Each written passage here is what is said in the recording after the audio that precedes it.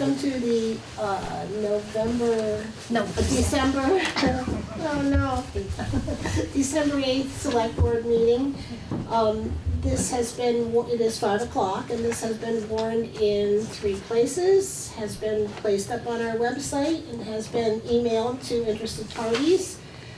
So we are properly warned. We will proceed with our meeting at this point. Are there any additions to the agenda for tonight? Oh, very good, thank you. We will move right along. We have meeting minutes from November 24th, 2025, which I have read, and I see nothing to be corrected or exempted or added. So I move that we accept the meeting minutes from November 24th, 2025. Second. All in favor? Aye.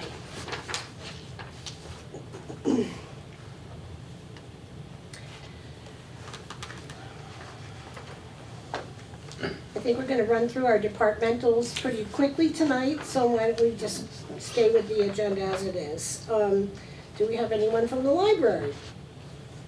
No, we do not. Highway? I'll just mention Go for it. the library board meeting is tomorrow. And they've asked if any of us would like to attend. Thought I would go just to listen and hear and continue my process of learning things about how this town works. I have done that as well, back in the day. Yeah, Mm-hmm. It does make sense, so thank you for your service. sure. Highway Department? No, John will not be here tonight. He just wanted everyone to know that everything's going good. He's plowing every other day and they've got no complaints. Not from me either. Utility Operator? He will not be here tonight. And he didn't leave any message with me. That's no news, it's good news. Right. Yeah, he would if there was a problem. Yes, he would. Energy Coordinator? He is not online. Do you have any grant updates? I do not. I do not either. Oh, well, I do, but, so that brings us right up to the Valley Hub management updates. So I've had some maintenance issues with the heating system. Fortunately, we have a temperature monitor in place, and there's a system where we get a phone call if it drops below 42 degrees. And right now, Robert, Mayor, and I are taking turns on being on call for that at night, and then Asha during the daytime. And so we have had to go in and manually reset the boilers to come back up, and that works. It just takes time to get back up in temperature. So we've had Floofs in to look at it and make some initial estimate of what it might take to go to a automated restart system. So we'll come back with a recommendation on that and funding to pay for that once we have a better fix on what that would entail. This is a maintenance issue. The other thing is good news. We have a potential child care center operator that we're going to be meeting with tomorrow night. They are experienced. It would be a turnkey arrangement where they come in and set it all up and hire a director, and they have a couple other facilities in Vermont. From an academic standpoint, it would cover infants, toddlers, and preschool. Maureen Young has been spearheading this, and she's very excited about the potential for this fit if this all works out. So we'll know more by the next meeting. But it's looking good so far. Nice. It'd be interesting to see what it costs to put the sensor on that system, and if that sensor lives on beyond this system into whatever we have for a new system down the road. Oh, well, maybe I can clarify a little bit further. So the sensor I mentioned, it's a little plastic doohickey that sticks on the wall in the wood shop. And if the temperature drops below 42 degrees, it sends a signal that gets to the call center that then calls me by telephone at the nighttime. Said, temperature's dropped, go find out what's going on. So I go into the building, and I might have to turn the furnace back on. So what we're talking about is getting an automated turn back on capability. Oh, and, yeah, hopefully that's not a very expensive item. Doesn't seem to be. Okay, So- stay tuned. Stay tuned. I like Gizmo instead of Doohickey. Okay. Yeah, Technical. but I understand. Okay. Yes, should be a whole dictionary just for that stuff. Do we know why it's not starting? Yeah, because It's old. Well, yeah, It's but old. besides that, I it mean, kind of goes with the territory. It's a system's been there since 1974. but they don't have why it's shutting off. They Not do, starting? but I don't understand it all. I mean, yeah. It was something the school that was used to deal with back in the 90s. Yeah. When I was going to school there, so Yeah. it's not a, It's never been set up. yeah. What's it going to be? If I remember right, Bruce has some expertise in this field. Just wondering, anybody's looked at it, that Otherwise, you'll be on the committee, no time at all. Which we could use you. Select board updates, that's it? Yep, okay, select board updates.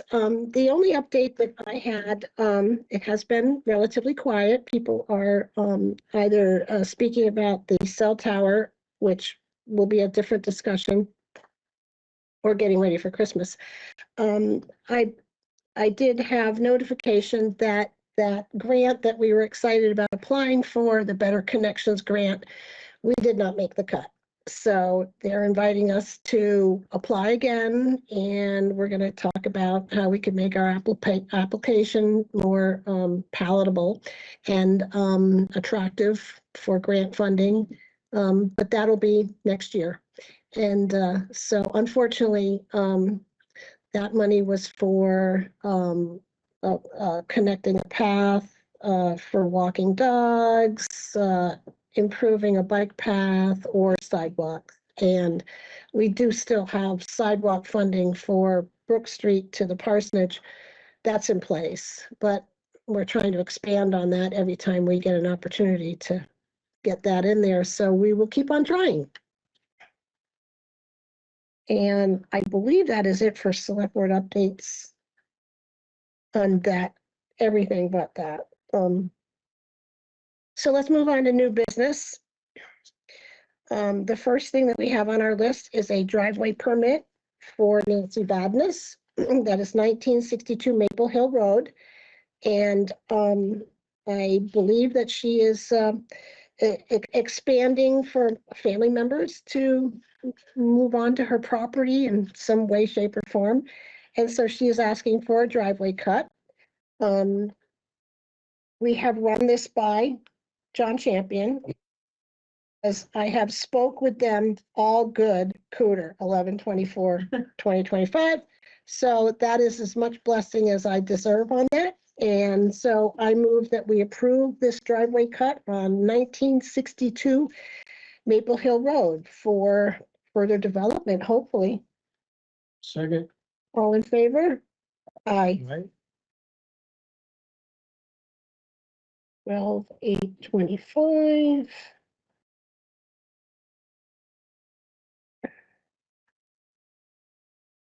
And it does show a little map. It's like across the street. All three of us sign that.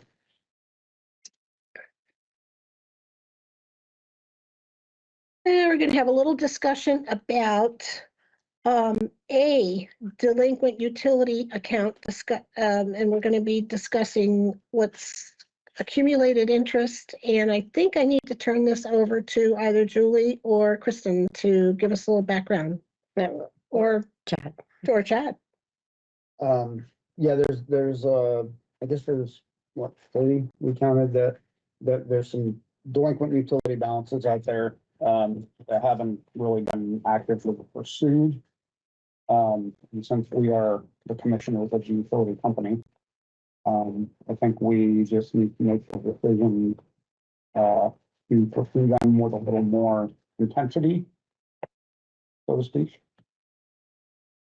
And that may entail sending out some disconnection notices for the spring. In the springtime. I only see one Or- here. Yeah, that Just- would put the one in there. generally kind of reaching out to try to get some sort of a payment plan in place, generally what it takes. So I guess just the decision to move forward with that. Unanimously on our part. Okay, So so I would put that motion out there. go ahead. Well, so, I mean, what kind of collection efforts have been made to date that you know of? Not much. Nothing really. It hasn't been something that's pursued, generally because we are the ones that are supposed to be making those decisions. This is And one that of them. direction hasn't been given yet. Mm-hmm. So it seems to be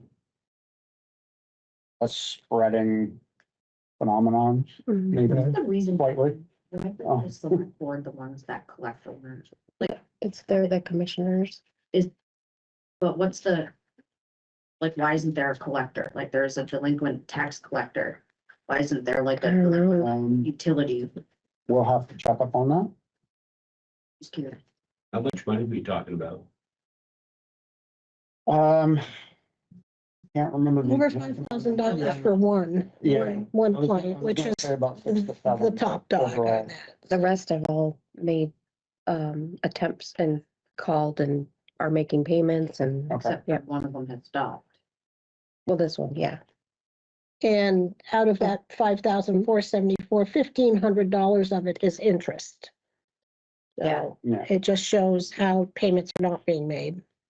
So generally, I think the first step, would be to just send a notice with the next round of utility bills Just that Um, December. Mhm. with the statement that we are going to be tightening up a little bit. And those balances need to be caught up by spring. Gives them plenty of time now to. Yeah, just to get that put it out on the there. books.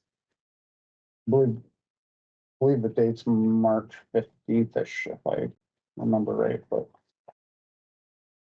I can't remember the exact date, but Terry would, Oh, like when you can shut it off. yeah, he was gonna check on the exact date and follow up with the state, to make sure that we're playing it right.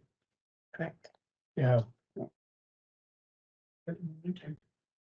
Right. I mean, this goes back a long way, a long time.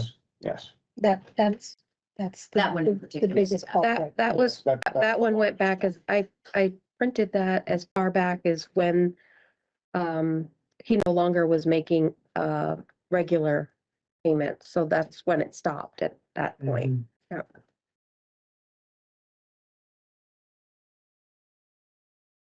Yes, I would just make a motion that we authorize Kristen and or Julie or one of them to Act on our behalf. to pursue that on our behalf. I second that. All those in favor? Aye. Aye.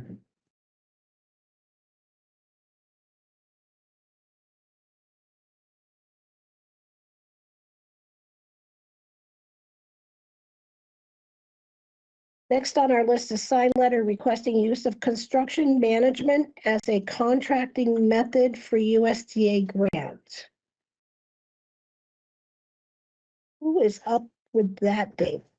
I think there was something Yeah, included. it's related to, but I think what UFPA requires, if you're not gonna do design fit build, then you have to state that you're gonna use an alternative, which they consider construction management as an alternative to design fit build. Right? And it's not a guaranteed max price, it's basically requested by the architect to enhance the cost estimating capability, both pre-construction and then during construction control. So it's basically technicality. Yes. Yeah, and I attached that email on there because I didn't know what I was really asking for, so thank you, Becky. I appreciate that. Yeah, it's Patricia Harvey signing that one there. We have no problem with that. And I don't think we have to move it and all that.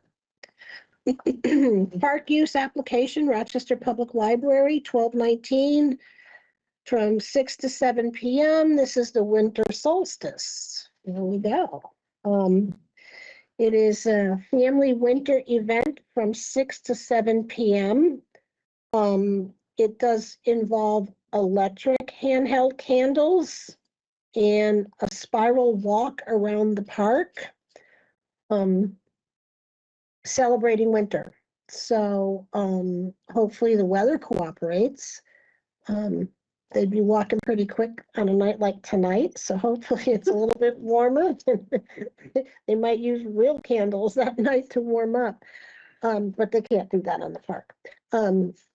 So I move that we approve this use of the park on the evening of 12/19. What is that, a 17/8, Friday. a Friday night? Big Friday night out from 6 to 7 PM. I move that we approve the use of the park for that. Second. All in favor? Aye. Aye. They're not asking for any snow plowing or anything. Are they asking for the bandstand? The bandstand doesn't look like it's available. I would think that'd be a given. It really is not. Yeah, okay. Let me make a note of it on here for you.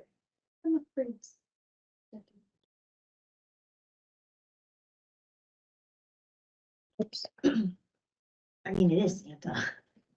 What do you expect? Do we need to get, Can I? Can he? I'm just. Does Santa have to have a park use application? Does Santa have to have a park use application? Oh, good. Cause I got an email Because from him that he's gonna show up on they Wednesday. they pull up on the road. Okay. They're on the road, so. Okay. At least they did a couple years ago, when it was, They did last year, Yeah. too.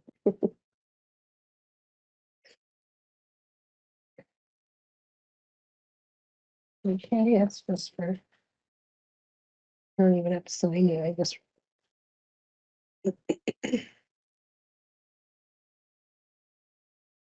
Planning and zoning request for town attorney assistance. Is anybody here from planning board?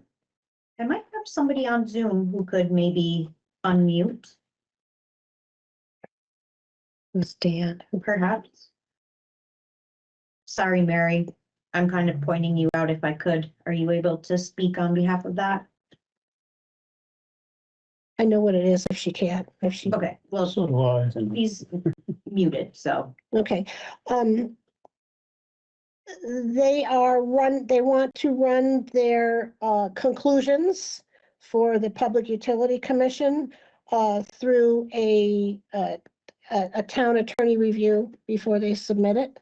So they're just asking for something pretty simple. I move that we can grant them that. I'm not sure we have to vote on that either. They can use our town attorney when they'd like to. So I think they wanted us to. Give their blessing. Validate it, so. I move that they can use our town attorney for reviewing their documentation. All in favor? Aye.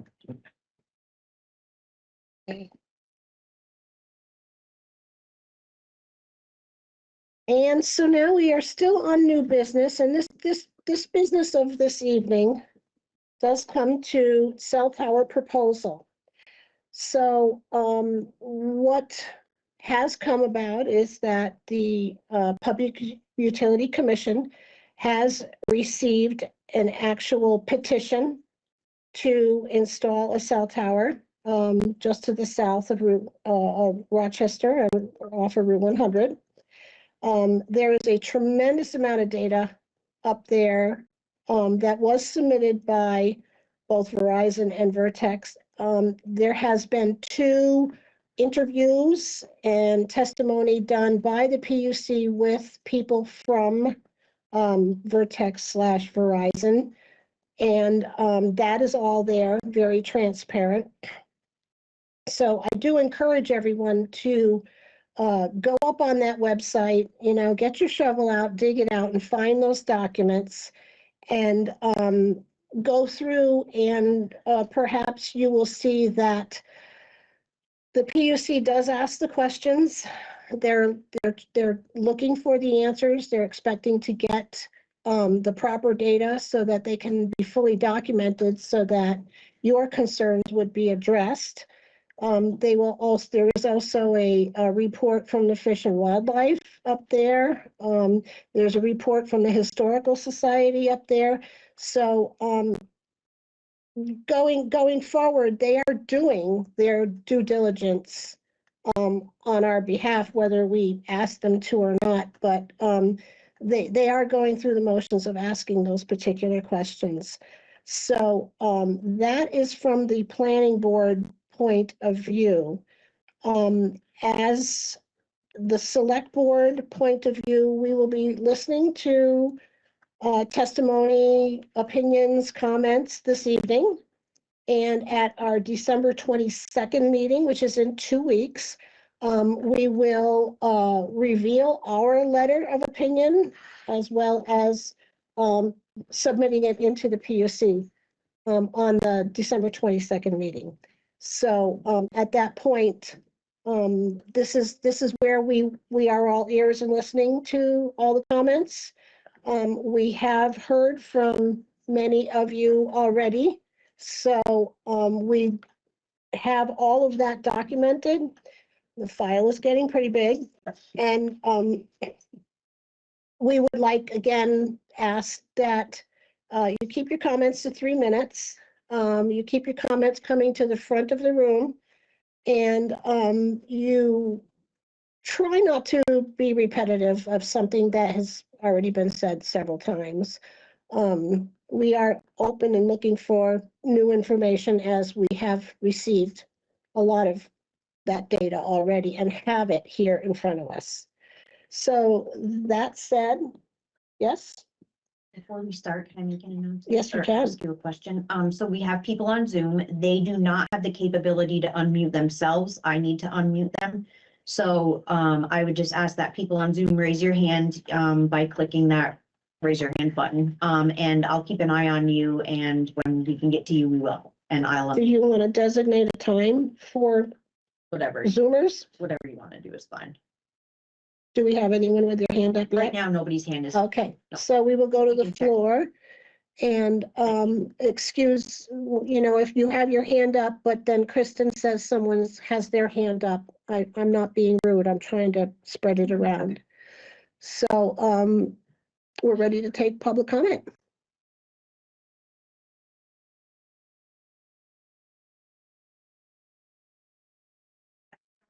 State Garage Road. And I know a lot of us have had a lot to say at these meetings, and I've certainly spoken, and I appreciate all the times you guys have listened to me and all the effort and time that you're putting into this. I truly do. I just wanted to point out something that I feel is new. I know people don't want to hear things again, and we've all had a lot to say, but I have been at these meetings and asked about zoning bylaws that were in any way associated with this. And I did dive through those documents that were on the PUC site that were submitted by Verizon. And I only touched on them. I didn't do nearly as much as I need to, or I feel though any of us should be doing. But I found something I think is very important. And I did send it to some of you earlier, and I know it was just today, so maybe you haven't even seen it, but I did want to mention it. So in our town plan, it specifically says the issues that we've been talking about, of course, but it also states that for telecommunication towers, we need to abide by zoning bylaws. Then if we go to our zoning bylaws, and it's actually on a document that was submitted by Verizon, and it is actually section B, review of zoning bylaws, page 8 of our zoning bylaws. B, power generation, storage, and transmission facilities which are regulated under 30 VSA 248 by the Vermont Public Utilities Commission. Such facilities, however, shall conform to policies and objectives specified for such development in the town plan. Then if we go to section D of the same bylaws on page 8, it says network telecommunications, which are regulated under 30 VSA 248, same thing, by the Public Utilities Commission. Such facilities should conform to the policies and objectives specified in the town plan. Now, the first one says, shall conform. I would argue that we've come full circle on this and that it's not just about, we have a town plan and it's a recommendation. I would argue that not following town plan is actually a violation of our zoning bylaws. Because our zoning bylaws say that we need to follow the town plan. And I'm not playing word salad or games with anybody. I think that this is something that's very serious and needs to be considered. And I've been told in the past there wasn't anything in the zoning bylaws, but there is, because it points us to our town plan. Which brings me full circle to the fact that if we don't follow our town plan, who is going to? This is our last chance for the future of Rochester to not have a big old 130-foot tower on our ridge that's going to permanently scar our town. And I want to point out one other thing. People talk about coverage gaps. There's coverage gaps on 89 and everywhere. What are we going to then get another tower? We'd have to have like 10 towers to not have gaps between here and getting to, say, you know, even Randolph. Where would there be gaps? There's gaps on Bethel Mountain Road. There's gaps everywhere. So it's not about gaps. We can't close all the gaps. We would have to have lots of towers on our ridges. And it's opening a can of worms. And I am begging you as a resident of Rochester to follow the town plan, because we here feel as though we expect you and pray that you do, because if you don't, we feel like we have to then step up to the PUC and say, hey, this town plan matters and it's exceedingly important. We're at this crossroads and I'm begging you to put in teeth like Tinmouth did and say, listen, this town plan cannot be violated. They wrote a very strong letter saying, that's it. And that's how I feel. And I know you probably don't want to hear me anymore, but I am very, very upset about this. And it's not a little issue for a lot of us. Thank you. Thank you.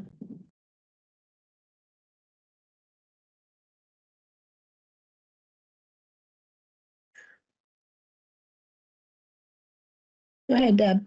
Introduce yourself, please. Introduce yourself. So at the planning meeting the other day, there was some discussion about what about connectivity that people don't have. And I think the main point that some of us would like to get across, and it came up at that meeting, but I think. I was there. I was on Zoom. Oh, yeah. Oh, good. Yes. Well, anyway, I think it's worth reiterating that if there's a problem with connectivity, then we need to sit down as a town and figure it out and figure out what to do. And the tower is not an answer to that problem. That there's still, like Tara said, there's going to be gaps. And then what? You know, so there are other kinds of issues. I mean, other kinds of answers to this. And I think it needs to be not in this context of the tower, just sit down and talk about it and do something about it, which can be done, you know, rationally. But right now, it's like, can we please not have this tower? It's going to be a big regret on a lot of, you know, points if it comes, if it goes up. Thank you.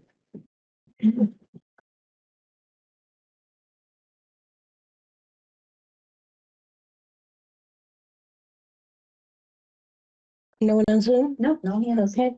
Go ahead, Jake. Nobody in Rochester. Thank you. Just wanted to say I agree with Tara about the plan, the town plan. The tower violates it in a bunch of different ways. I finally read through the whole town plan last night.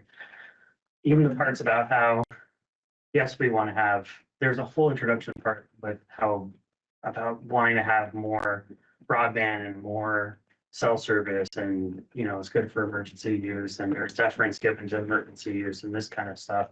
But it also has a whole bunch of sections about how you're not supposed to be putting towers over that scenic byway and all the other things we've talked about. So I'd just like to reiterate that I agree with her that it's pretty black and white when you look at what the town plan says, that it violates a lot of the town plans wording.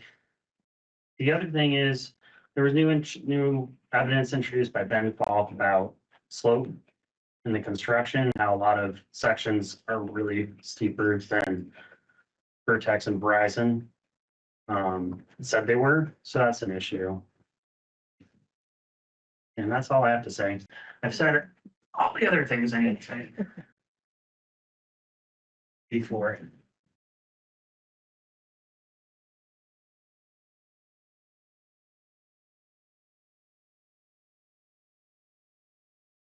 Hi, Jonna Murray Swedick, 166 Maple Hill Road. Following up on what you said, I don't know if you guys got an email from David Swedick, who's my husband. He's still at work in Burlington and hasn't made it back. It was an early meeting. So he's a civil engineer and a surveyor who's been doing it since he graduated from WPI in 96. And there's a lot of talk, and Ben started talking about the grades. Albania was talking about it. People at Two Rivers that didn't see how the tower could go there. There's a steep grade. So he decided to do what he does every day of his life. He works for a huge survey and civil engineering company. He treks through the woods. He does all the CAD drawings. He does the whole thing from start to finish himself. So he took the town tax map. He took the LiDAR GIS, and he took the applicant Vertex's plan that they have. And drawings, and put them all on his CAD civil survey thing that he does. And he did a whole assessment. And this is what even Mike McIntyre the other day said, why hasn't the town done their own? So, you know, we have people then doing it. So now we have Dave did it. And you guys can't believe Vertex. They've lied about so many things. They started with telling us at the huge meeting that, quote, you're not going to stop us, in the most arrogant way. I mean, they're just, it's a big tech business, and it feels really unfriendly to have them trying to tell us what we should believe about it. So my husband did a whole assessment, and they said nothing was over 30% grade. He made red circles all the way up and down the road. It made a huge continuum of red up the access road going up. Some of it's up to almost 80% grade. Huge amount is over 30%. You can see it on the email that he sent you. And that's his assessment of how steep the road is. And it's not accurate what they're telling us. And it just goes along with, I have been to all the meetings, I think every single one since last year. And I in voluminous notes, and I know some of you guys have been here because you weren't on the planning board, but I implore you to realize that it's really important how you stand on this, because or someone else feels it's our town plan. And just like others were saying here, we have to follow the town plan. And that's what the planning board told us they were going to do. I mean, and then they didn't, because they left out parts about the scenic byway and other things. And they said, oops, we'll put it back in. And it just feels like an uphill battle of some kind of lack of interest or deferring it to the state. It's not about the state. You guys work for the town. It's about the town plan. It's not about deferring it to other boards or other state wetland organizations. It's about us looking at the town plan, and you guys as a group looking at the town plan. And this is the whole assessment that Dave did, which is a super detail of the entire road going up, stamped, dated, and done with his entire survey civil 3D that he does. And you can see that in some places he made circles of what is 30 degrees for every foot of elevation line, and in many places the circles are 3 times bigger than the 1 foot elevation line, which means it's 3 times more than 30% grade.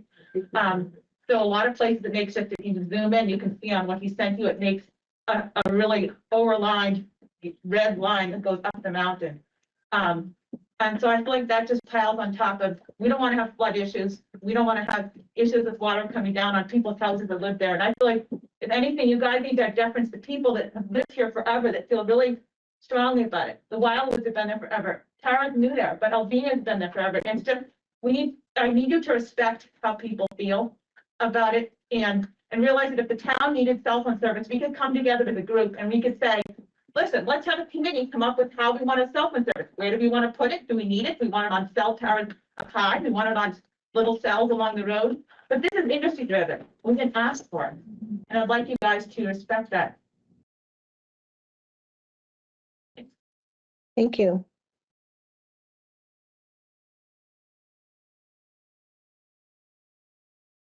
No, still nobody. No. Alvina? Alvina Harvey, Rochester. I know this has been a contentious issue amongst various town members, and we're not looking to be contentious. We want to do what's best for the town and ask that the town plan be respected and abided by. Also, when we were at the meeting with Two Rivers recently, we spoke to Kevin and he said that the town fathers, the select board could contact them and they would help you write a letter. And if as long as you contact them, they can also have their input on this. It was my understanding that they cannot say anything without being asked. So I implore you to please ask Two Rivers for their support. Thank you. I have two hands now.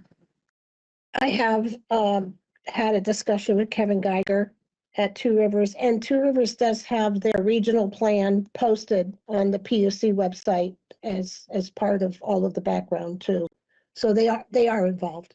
And speaking to Peter, he was very concerned about the grade of the slope. And a lot of it comes back to that as far as this is concerned. Because, as we can see, Vertex has not been very truthful on this whole application that they had submitted to the town and to the PUC. We have someone on Zoom. Yep, I do have one on Zoom.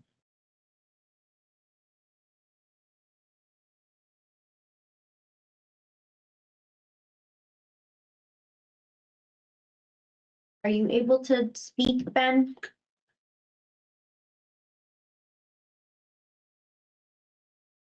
Not letting me unmute him. Okay, if you want to move on, oh, wait, I think it worked. Are you there with us, Ben? I can hear you. Can you hear me? Takes a couple flips, I guess. Can you hear me? Yes. We can Yeah. hear you, Ben. Okay, now I can hear you. Thanks.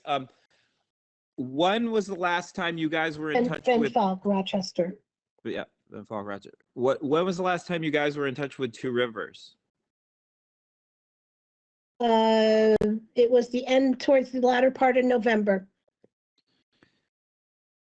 Okay, because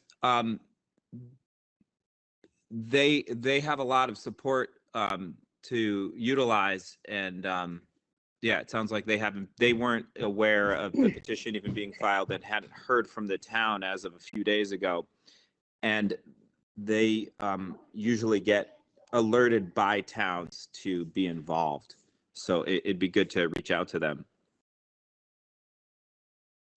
That's part of the plan. Just to reiterate a little something there, the select board's role is not to mirror the planning board's role in this. We come from a little bit of a different angle, and there's a lot of talk about the town plan, which we know that the planning board is in control of that, have spent countless hours addressing town plan, and their initial letter submitted to the PUC addressed much of those concerns that are on the town plan. The select board is a little bit more coming from the angle of what is the public good of the town. the growth of the town, not specifically the angle of the road. If we were to address that, it would be repetitive and you wouldn't be getting a broad opinion from two different entities that come from two different points of view. So, that said, I just want everyone to know that the select board has a slightly different role than the planning board as it was designed to do. Okay, go ahead. Mary, if you'd like to speak, I've allowed you access now. I think if you could just try to maybe unmute. Let me know how that goes. It looks like maybe it's not going good.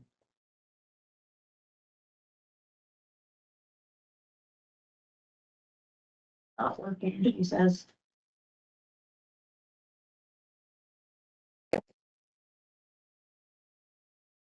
Anybody else from the floor? Oop, is that working? Yep, it worked. We got Mary. We're gonna hold. Mary, just out of curiosity, did you have to unmute? So you had to enable me to unmute myself, and then I'm on a Mac and I had to hit Command-Shift-M to actually unmute myself. Okay, got you. All right, I'm in this. Thank you. I mean, Teams is not a thing I spend a lot of time on, so that could have easily been my error as well. It's all good. Mary Frattini, I live in Rochester. I'm speaking right now as a member of the Planning Commission. And I just want to note about the process of filing the petition. The petition has been filed with the with the PUC. It is technically still under review.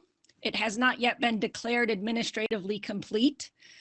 And until it is declared administratively complete, the clerk of the commission will not send out the official letter telling everybody who is a party to the case that this petition has started. So if Two Rivers said they haven't gotten a river, I would imagine that is why. The town of Rochester, to the best of my knowledge, also has not gotten the letter yet because the petition itself is still under review.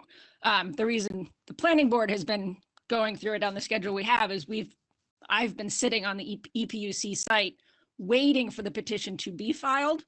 But it is still under review. It has not been declared administratively complete.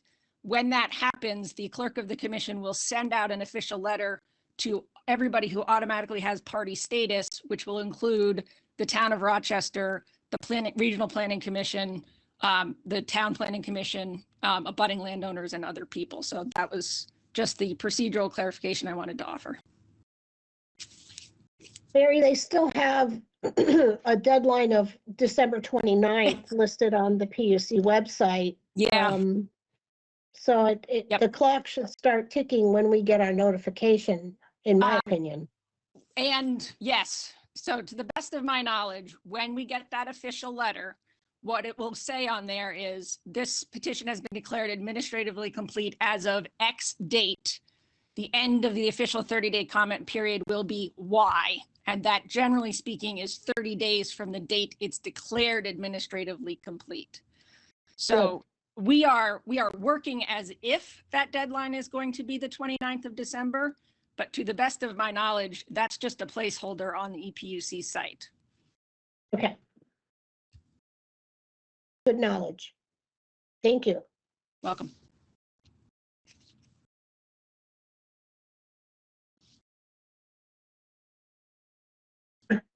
Is there anyone? Okay. Don Murray, West Young Drive. And first of all, I know David Swiek. I'm sure that what he did, his analysis is correct. He works on $1 million projects with a company, a large company, doing surveying. So, but somebody should hire an independent firm, and Vertex would have to pay for it, but the town should select an independent firm to do an assessment of the grade and determine what the grade is actually. But my understanding is that Vertex misrepresented the grade, and any alternative road would be worse than that. They also misrepresented the appearance of the balloon test. They said they could see it from 4 sites. So I know photographs were taken all along 100 and it could be seen from hundreds of sites. So I'm concerned that Vertex is misrepresented a lot of things, maybe, and I don't know what else, but that's the one, two that I know about. Secondly, Vertex was supposed to, as part of what they're supposed to do, they're supposed to consider alternatives.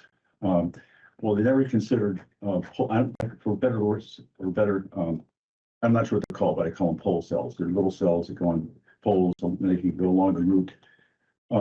And that would be an alternative, which is not so intrusive. And they never consider that because I don't think Vertex does that. They can put up towers. I'm not sure about that. Thirdly, the coverage of this cell tower is not that complete. People think that everybody's going to have service once this is up, but there's lots of places that are not going to have service still. And so unfortunately, I haven't seen the coverage chart, but I'd like to see it. It's on the PUC website. What is that? It is up on the PUC website. Then my fourth point is that apparently Dan McKinley asked Vertex or someone, I don't know, about posting a bond, and they said no thanks. Well, clearly they should be posting a large bond. Who's going to take care of any erosion? This the fact that the grade is much more significant than they said. I think there's a lot more runoff flood damage possibly, and also the cost of taking care of that, plus the cost of removing that tower once it's irrelevant. That has to be paid for by Vertex or Verizon, and any damage that occurs should be paid by them. And so they did. I don't know how that works, but they should be required to post a bond. And last of all, I'm concerned that I hope that the planning board and you don't approve this because it's going to set a bad precedence for doing things that are against the town plan. It is against the town plan. Have you shared 176 South Main Street, Rochester? I agree with what only people have said. My people, what they have all said. I had to be should remind people. And I just wanted to also say that if only one complaint violates the town plan, there should be sufficient to write a letter opposing it. Doesn't say just one should be sufficient. Thank you.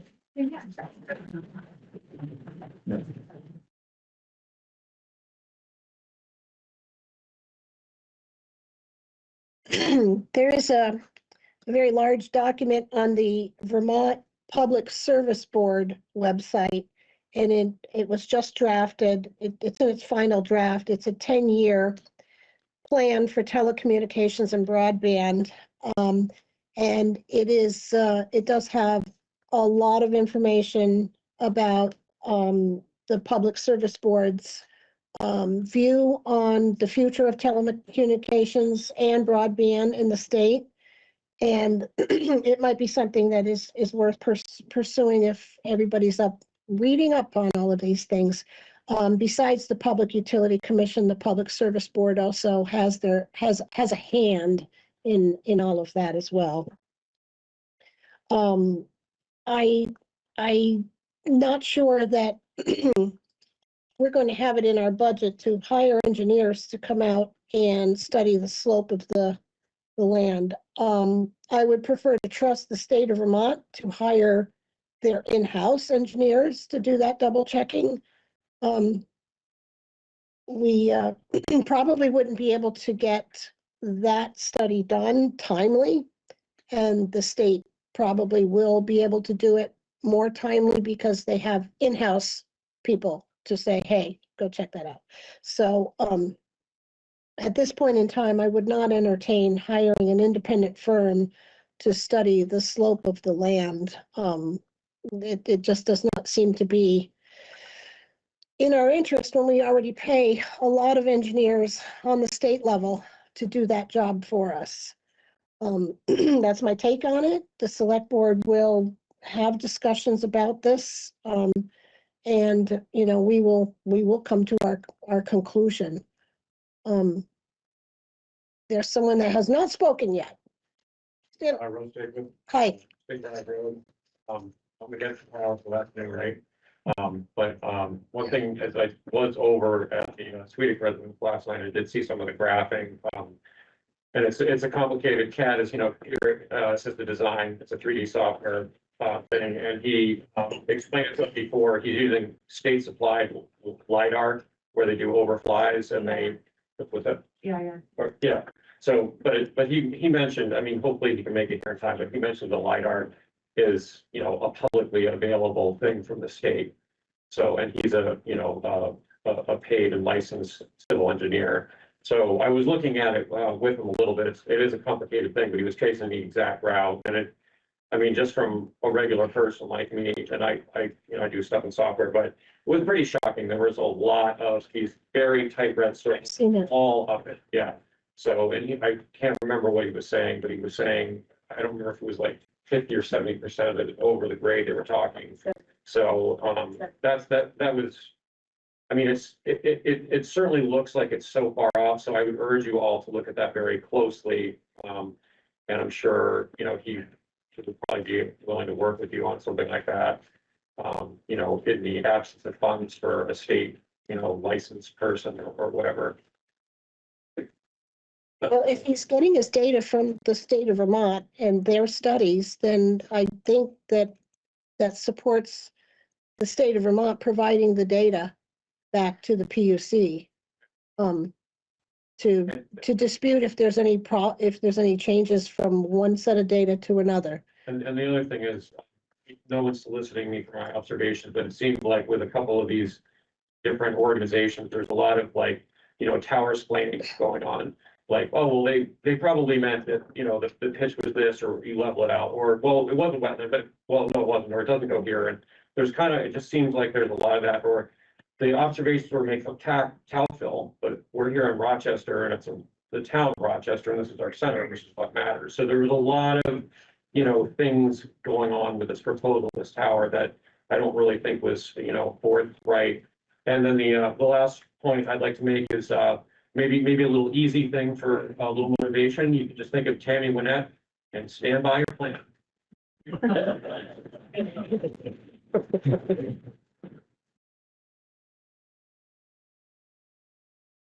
It may be worth noting that the reference to only 4 sites being seen in town is taken a little out of context, because they went to 13 sites, and of those 13 sites, 4 were visible.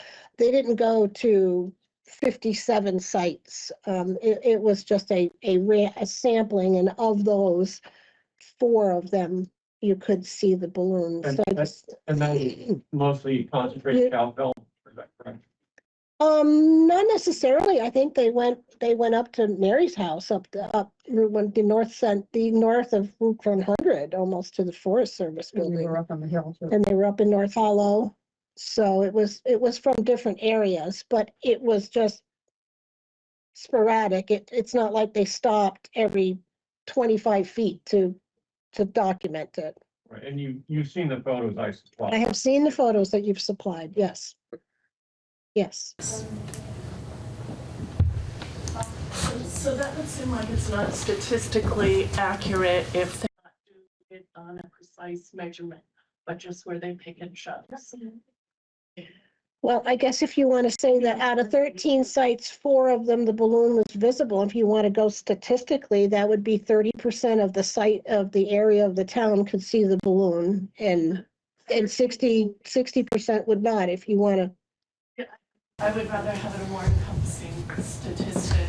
And I think someone drove down the road and found what percent of the road on Route 100 could see the. Right. Well, I mean, cell service is dependent on line of sight. So common sense says that if it was going to be effective, it's going to be seen. I'm just saying that if you could hide them, they wouldn't have to be 140 feet tall. Take this X amount of road, and every 100 feet, we won't take a picture. That seems like what they did was random unless they have some purpose that I don't know. Well, it was random in different sections of town. Misleading, and I think a mathematician would say that's misleading. Wait, she shouldn't say that. We have someone online. I'm gonna let first time people speak first, please. Okay, Erica, I'm gonna allow you the mic and you, I believe, will have to unmute yourself on your end and then you should be able to speak. I've allowed you that access. Okay, can you hear me? Yes. Okay, great. So I don't know how many of the people on the select board were at the, attended the planning commission meeting last week. All of us were, all three of us were. Okay, great. So there were a couple of things that I thought are important to mention. And one is that I know it's been mentioned before, but specifically in our town plan, the section 248 telecommunications facilities, where it says prohibited locations, the wetlands and the threatened species habitat or communities is in there.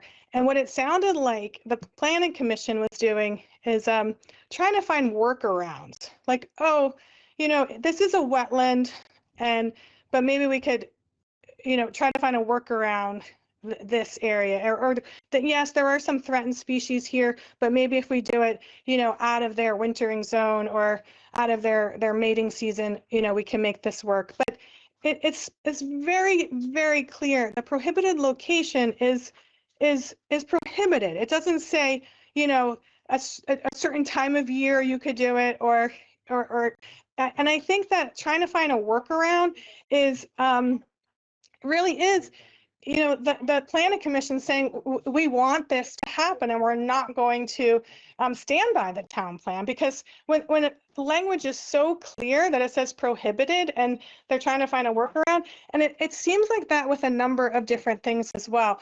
For example, you could there's a number of things on the engineering plan that are off, and instead of the planning commission or the select board hiring people to check that, no one has tried to see what's going on. And so it just seems like you're in favor of Vertec, even though what they're doing doesn't seem right. And the other thing is our town plan, it defines the public good for us. That's the public good. We don't want to go by the telecommunications definition of public good or Vertec's definition of public good. It is so clear. The town plan from the very beginning outlines the public good of our citizens and of this environment, of our town, everything. And so when you say the town plan isn't, your main objective, you're looking at the public good.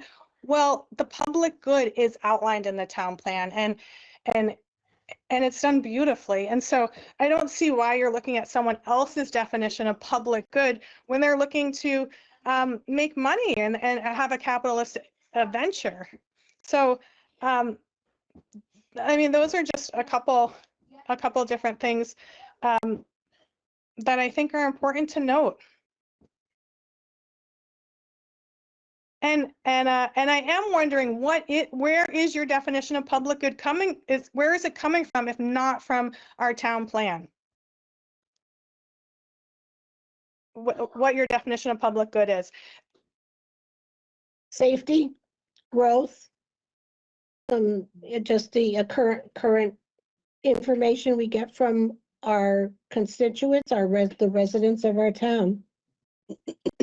Okay, and I thought it was wonderful that we had some first responders at the planning commission meeting, and they were unaware, where they were thinking that this tower would give coverage, wasn't going to give coverage. About half the people there who were in favor of the tower thought it was going to be giving them coverage where it wasn't. And instead of the planning commission correcting them and saying, no, you're misinformed, this tower isn't going to give you coverage, there was two people in the audience. It was Ben and Jake who said, oh no, this isn't going to give you coverage. And so again, there's misinformation about what this tower is, and the people who want safety, and I'm totally in support of our first responders and safety, that to say there are other ways to give safety, and we could have coverage where it's needed, and we can have safety, and we don't need to have this tower. It actually isn't going to give them what they thought it was giving them, and no one is correcting or this information except for the leaders are not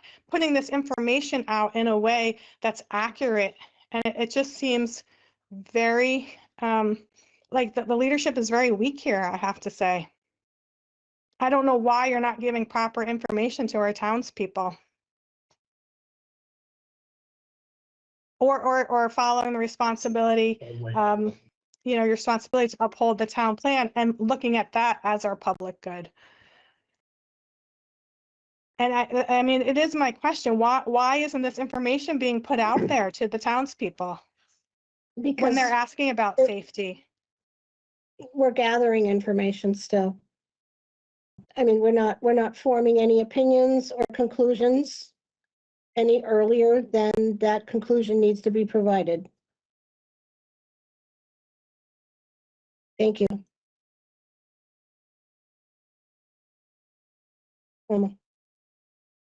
Jean Marie, West End Drive. I agree with everybody else who said all these other things, and I've been to most of our meetings. And I was under the impression that the town plan was written, I mean, at least the part about the cell towers was written a long time ago by some of the people, Westbound maybe, who aren't even here anymore. But I found out that it was done by the people who are currently on the planning board, except for maybe Mary, she might be new. I don't know if I'm right about that, but that's what I was told. And it was quite surprising to me, because I thought if they wrote that, they thought about it, they planned it out, they figured out every word. Is this the right word? Is this what gets, and they put it in there. And now I don't see them defending what they thought was a good thing. And it was only a few years ago. And it makes me feel uncomfortable as to the motivation. I don't understand it. And I feel as if what I heard at the last planning meeting, it was they were, I think, call it a go around, trying to figure out ways to help the tower get what the tower people want, rather than how we can support our town plan. I don't understand it.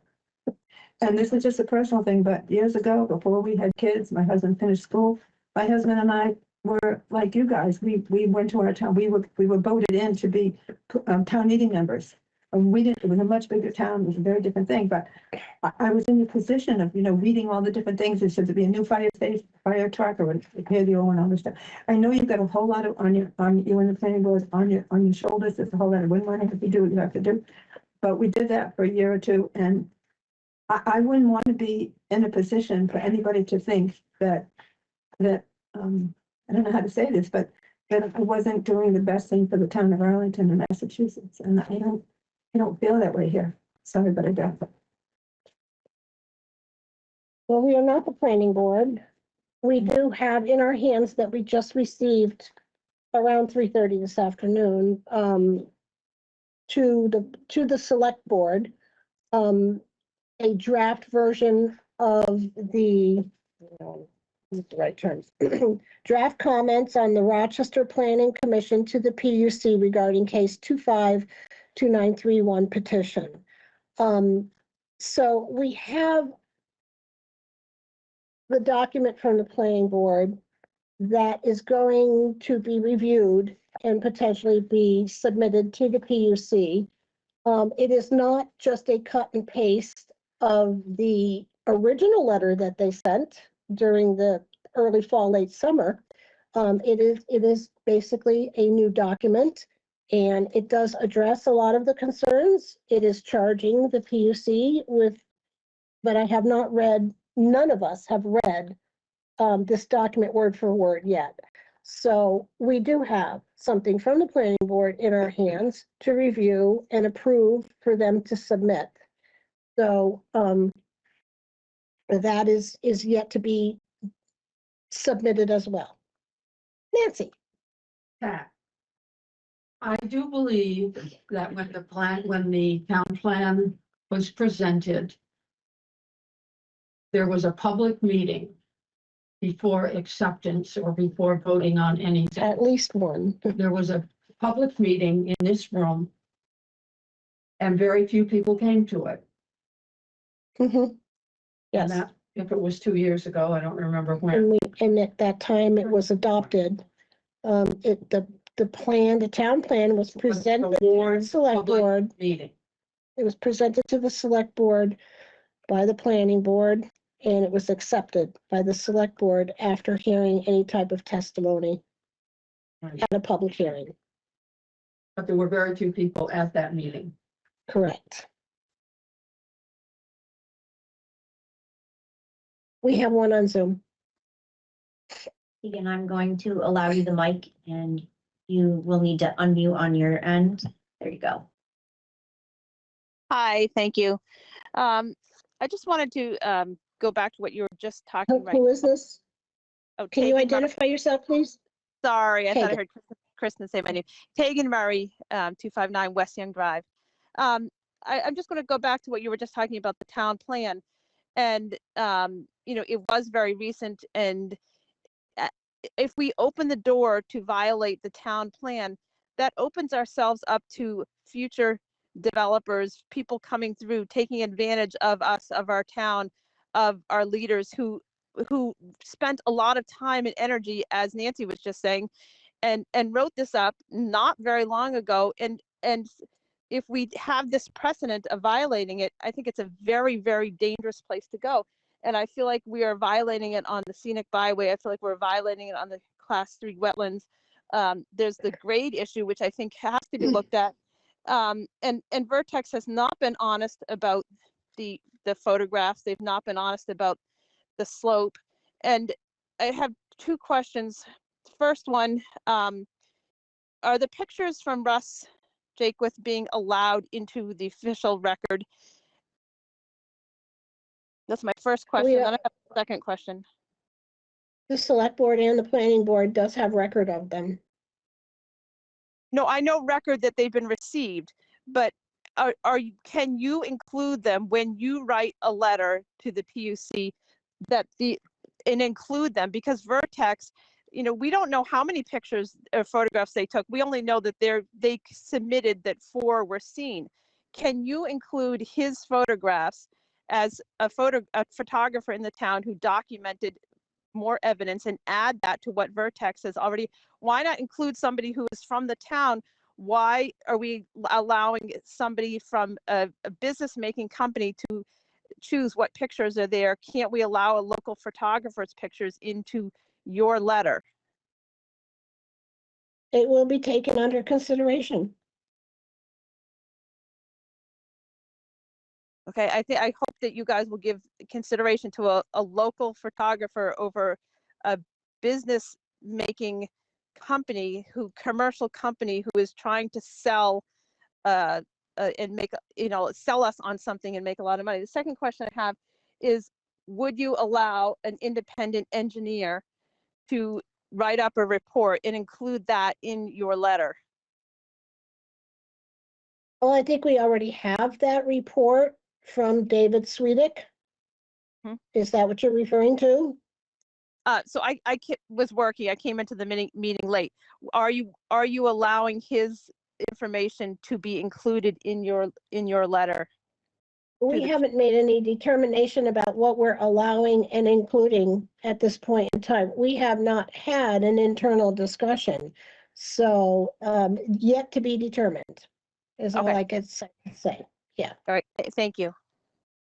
Sure. We have not heard from you yet. Steve Hoffman, Rochester. Just a couple of things. Pat, if anybody from the select board or the planning board that actually gone on the trail up there? Because I know there's a lot of the, talk about the, the slope of this, slope of that. Has anybody actually personally gone up there? I have been on that trail. That actually was a fairly well-traveled trail because it was a snowmobile trail. Yeah. So a lot of us have even stopped at the top of the hill and where the tower is going to be and enjoyed the overlook from that point. Okay. Another issue is, I know there's a lot of things and your focus is to, try to be conscious, aware of the welfare and safety of the community and the good of the community and its residents. And that's one of your primary focuses. But however, I haven't heard a whole lot of what goes on or what's been mentioned about liability and accountability on behalf of Vertex and or Verizon. Verizon's a $600 billion corporation and they really don't care a whole lot about the average person. I'm sorry, they do not. I've dealt with them on other issues. But, I don't think it's been addressed very much on accountability of what happens, of holding them accountable of if something that's really a detriment to our community and the welfare of our people in the community. And are they going to be held accountable in any way, shape, or form? I'm just going to say, hey, yeah, you guys approved it, so your problem. What avenue of accountability are you talking about? The erosion? Pat, could be erosion, it could be flooding, it could be fires, it could be any number of different things. Mhm. I believe that an entity of this sort would also have a tremendous amount of insurance on it as well. So the accountability for that will probably come from it being insured against any liability as Right, it just hasn't been mentioned in a lot of the meetings. It hasn't really been mentioned or put in the forefront in any way, shape, or form. Oh, yeah, here's this, here's that. I think it's a fair question to ask. And yeah, they're a huge company. They have more lawyers than we have residents, I'm sure. But, they don't always win. But, I just don't want, a swooping fire caused by some clown that did some stupid stuff up there and something happens and, you take off a couple of mountains that are totally burned up and along with some houses and everything else in that process. They don't say, they're just going to walk away from it, or are you going to be, held up in court to fight them for years on end, which is the likely outcome. But just something to throw out there to have, some accountability and are they going to be liable for any specific action that can be traced to their particular project. I will look into that and I will be able to give you an answer Okay. for what they would have for liability. Yeah. I think it's fair. It's a new question. Okay. Thank you. Sure. I have a hand on Teams. Let's give Teams a Zoom. Regina, I'm gonna go ahead and allow Mike access to you, and then you can just unmute yourself. All set. Hi, Regina Cahill Pool, 791 Route 100 South. I have been listening to all of the things that issues that people have brought up, pros and cons of this tower for a year. And I have a very open mind, and I am not against better technology or better cell phone coverage or anything like that. But the amount of things that are wrong with this project, I'm just sometimes just can't believe that other options are not being looked at, that this is the only option. I just am so disappointed. There are so many things wrong with this proposal and with this project. To see it go forward, I feel is just, there's something very wrong going on, really. And that's all I want to say. Okay, well, I mean, we're not the ones that went out there saying, hey, Vertex, you want to build a cell tower in our town. We're also not going to be the ones to go out there and say, hey, let's go look for alternatives. If a company wants to come forward with alternatives, the Public Utility Commission will allow them to do so, and they will go through the same process.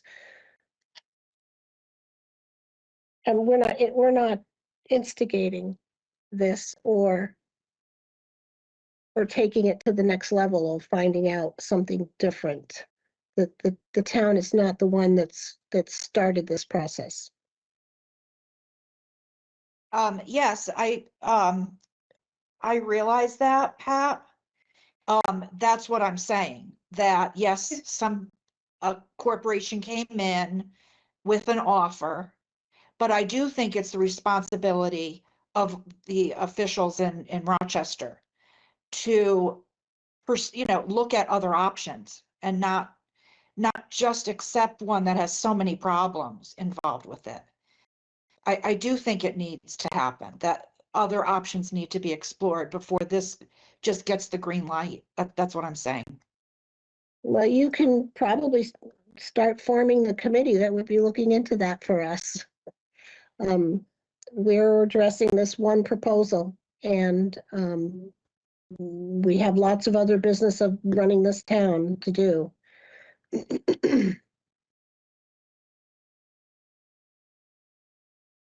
Bruce had his hand up. I wonder what the other two board members thought about this project. I haven't heard them speak much about it. None of us have revealed our opinions. Yeah, So it's, I don't have anything to We haven't even say. talked to each other about it.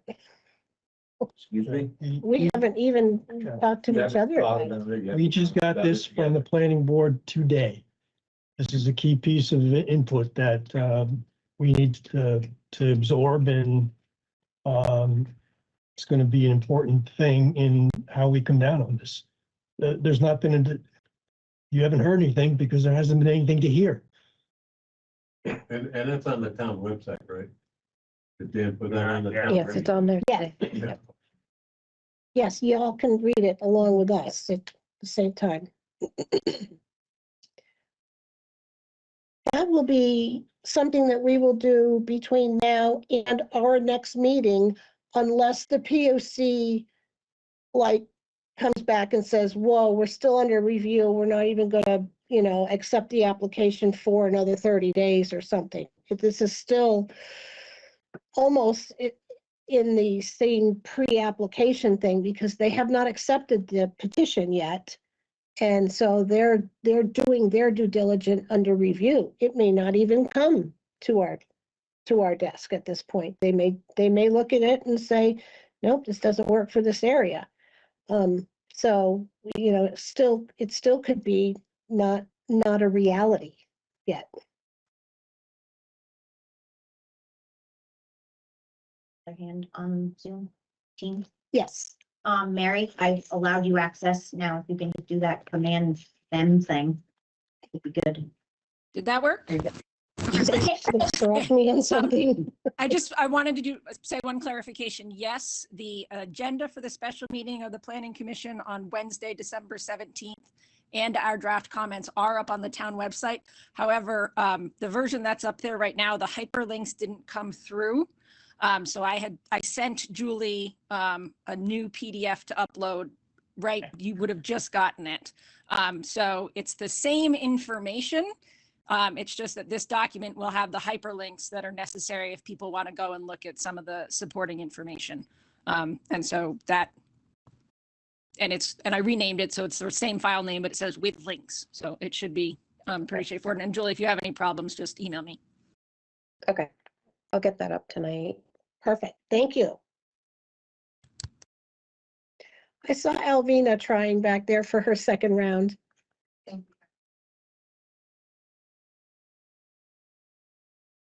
Dana Harvey, Rochester. I'd like to comment on Steve's safety issues. And also, I know I wrote it in my letter, but I just feel very strongly that, under the category of safety,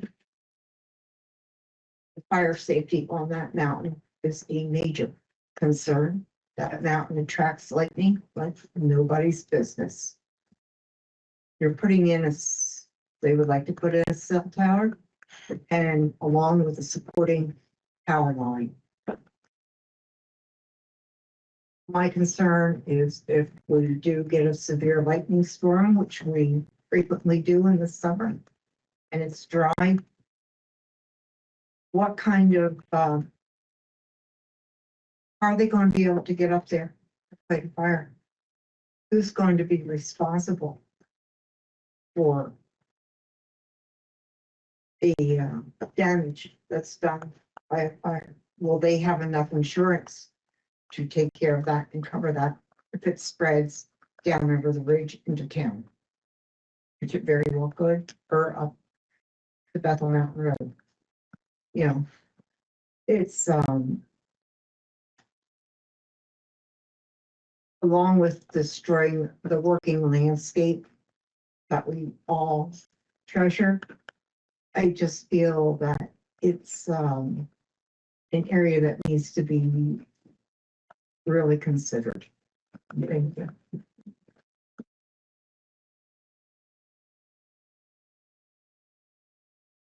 Hey, Deb, you want to close it out for us?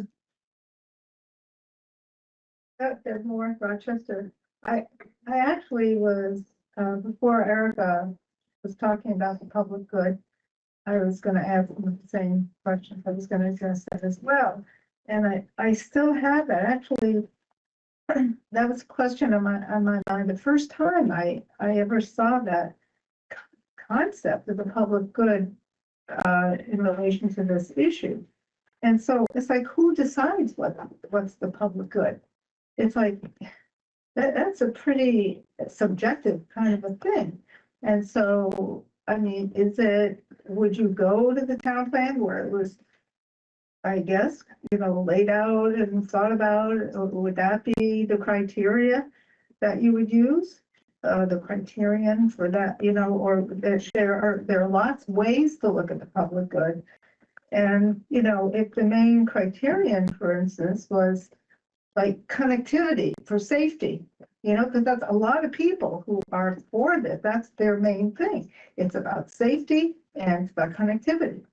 And then it's like, that's the public good. Then it's a foregone conclusion where you guys are gonna, place your bets here.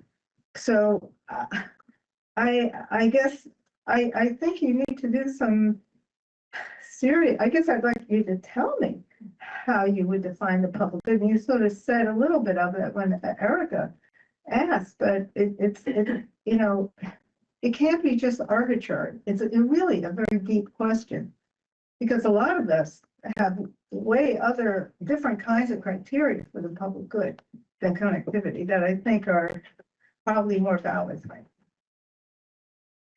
I mean, it certainly is a good and a deep question, which is why we're taking it very seriously.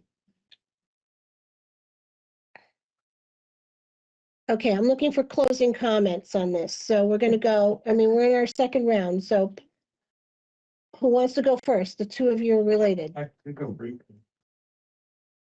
I just wanted to point out one other thing to the select board.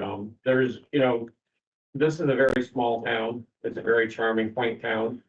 Real estate goes very fast here for high prices, especially compared to the rest of the state. So there's a lot of things right about this town. There's a lot of things that are attractive about this town. And I understand there are some ideas about safety and expanding the town, tax basis and things like that. That's probably all in the background. That makes sense.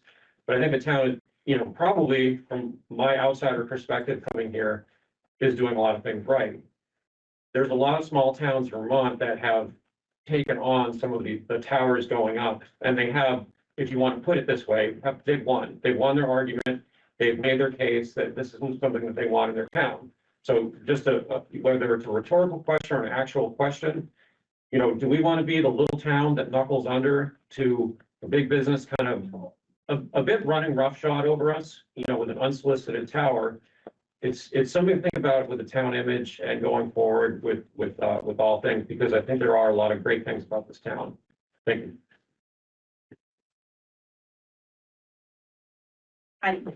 Tara Murray, State Garage Road. I just wanted to follow up on quick things. First of all, I would beg to differ that the photo sites were not random. It's like the chicken, the box guarding the chicken coop.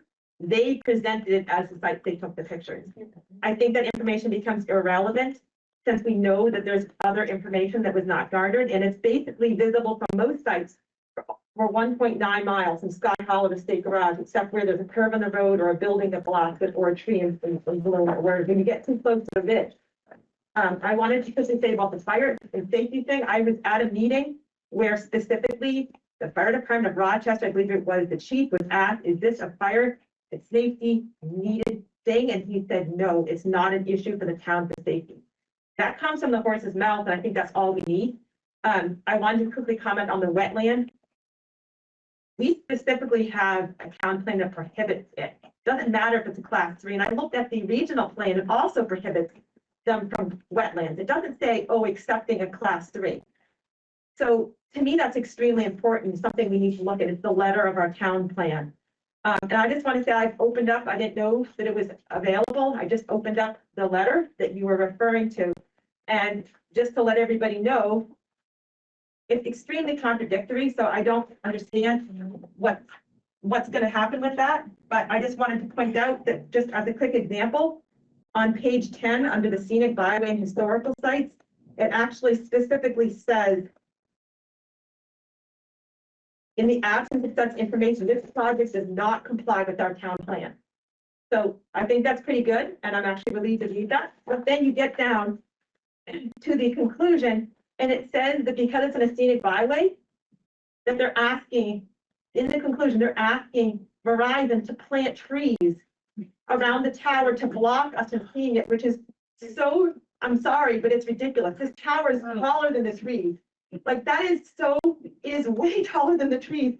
If anybody thinks that planting trees is going to block us from seeing the tower, then we're actually dealing with information that is so misguided. And I'm really sorry. The amount of work, the 12 pages that went into this, I appreciate immensely, but it's so misdirected because other towns have short letters that just say it violates our town plan for this reason. They don't need to get reviews and plant trees and all these things.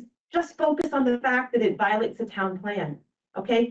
So this letter is extremely contradictory and doesn't make any sense. I'm sorry. I hope they change the draft, but if anybody reads this with a true open heart, they're going to see there's a problem here. So I just wanted to point that out because I barely got to read it, but I saw it. Thank you. Thank you. Can I just say something? Okay, last. Jake Wildwood, Rochester. It's sort of like they're a car dealer. They're trying to sell you a Pinto. And like a freaking Bronco or something. I don't know. Something better than that. But everybody wants connectivity. I just don't think this is the way to do it. And it's fine. So coverage is good. It is a public good, but this project kind of sucks. That's sort of our opinion, I think, in general. Do you have someone? I have Ben Falk again. Okay, but that should do it for the night. Okay. All right, Ben, I'm going to allow your mic and you can wrap us up. Thank you. Can you hear me? Turn it down. Yeah. Sorry, my wife's laptop's open.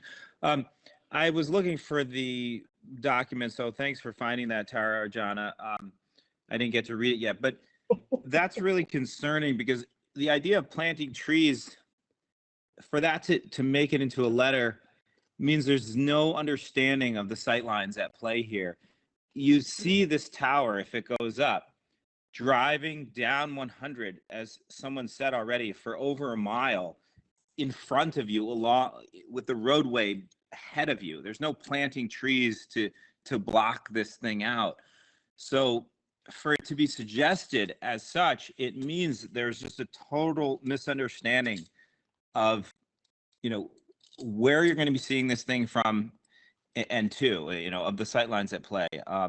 That's just really shocking that that would make it into a letter to reveal that little that low of an understanding of what's at work. Coming from the north, you're looking up at this tower as Big Kate's on your left. You're looking straight at the ridge with the tower on it for many hundreds of yards. There's no planting trees in Route 100. Thanks. Things probably gonna go up. Good. Yep, all good. Right? Remember? I'm trying to tie it up, folks. Yeah. Quickly. Yeah, I heard twice Jane Murray from Western Drive, I heard you mentioned twice about growth. And I understand growth of the town, but sometimes people don't want to come here because their cell phone towers are, and other things. And so growth could be the other way. And we were a family that spent 6 years to find this property every weekend looking around.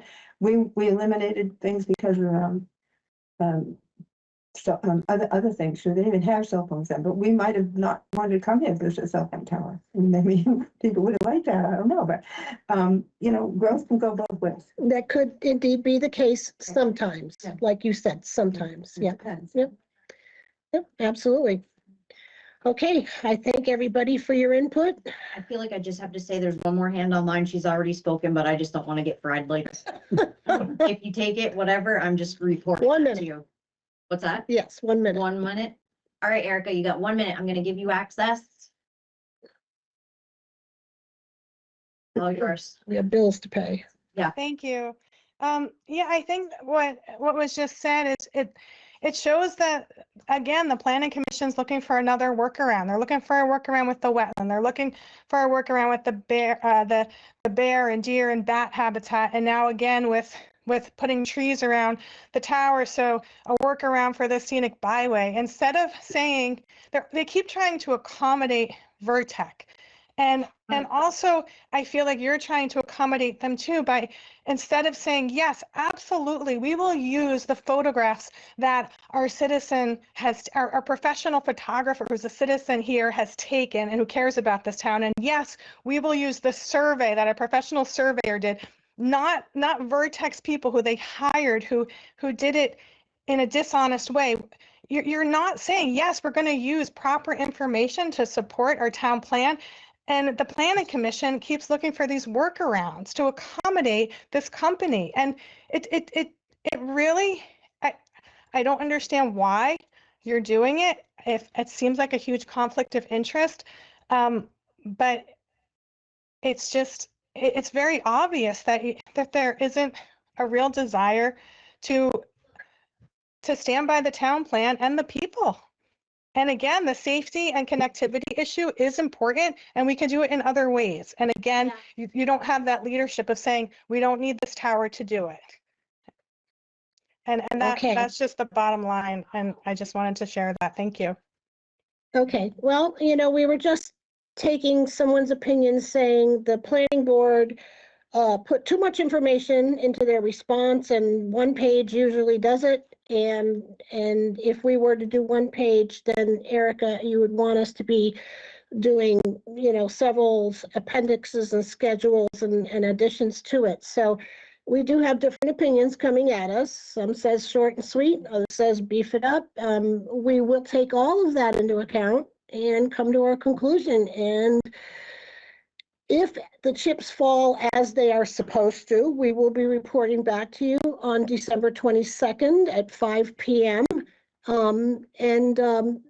If the PUC does give more extended time, we may take that extended time as well. So stay tuned, folks. We hope to take the action on December 22nd. But like I said, if something stalls that from the PUC, it might go further. But thank you all. Thank you.